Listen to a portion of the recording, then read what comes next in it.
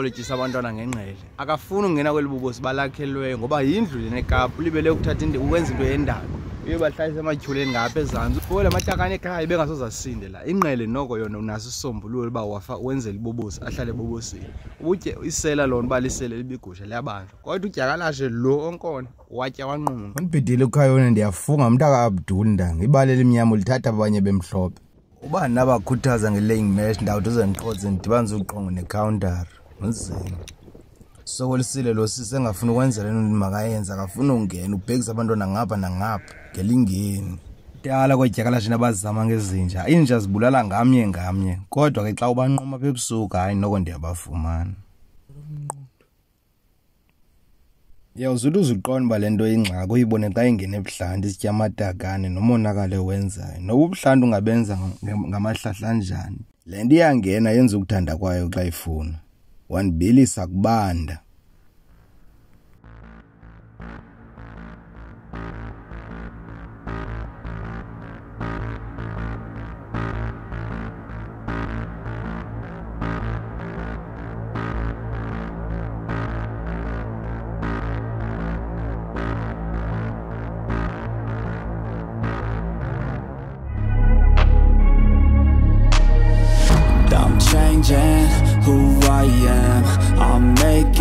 emvula ingozi namacala amabini thina siyayifuna abanye bayonakalelwa abanye yabona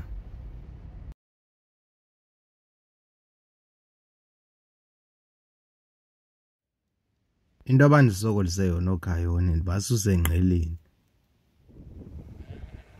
izintambo ziyaleza qho kodwa abantu bafuna de bayibone ifile into ukuze baqonde bayiyenzeka ngoba kudala zisifa zitya le ntambo net buyishiye le ntambo phakathi kwale lusini zitya injalo le ntambo ifike esuswini iqinithi ifigusho okanye ifibhoko qha ngofuneka aphinde kufibhoko ukuze sivane kakuhle uba le ntambo funeka ukuthi xa ukufaka elusini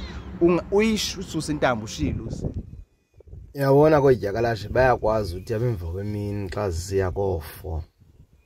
bavele apha emva kwezindlu kanye bakhale kuseyili into endenza ke mna ndikhwela apha emntini ndimamele ndijonge xa bekhala ngelinye ixesha ke ndiye ndibakhayela ngesibane ebusuku yabona lo ndadibana nawo uhamba apha esithubeni ndathi xa ndijikeleza ndiye ndihlanga awupha ngaphezulu ndabe ndiwunquma kwazi kufota ngeli xesha unqumayo ndakhawuleza ke ndowuchola nto nayo xa uchola ke ngoku unevumba elinjani bophelela ke mna ke intambo apha enqineni ndiwurhuqa ndangeyanuka le nto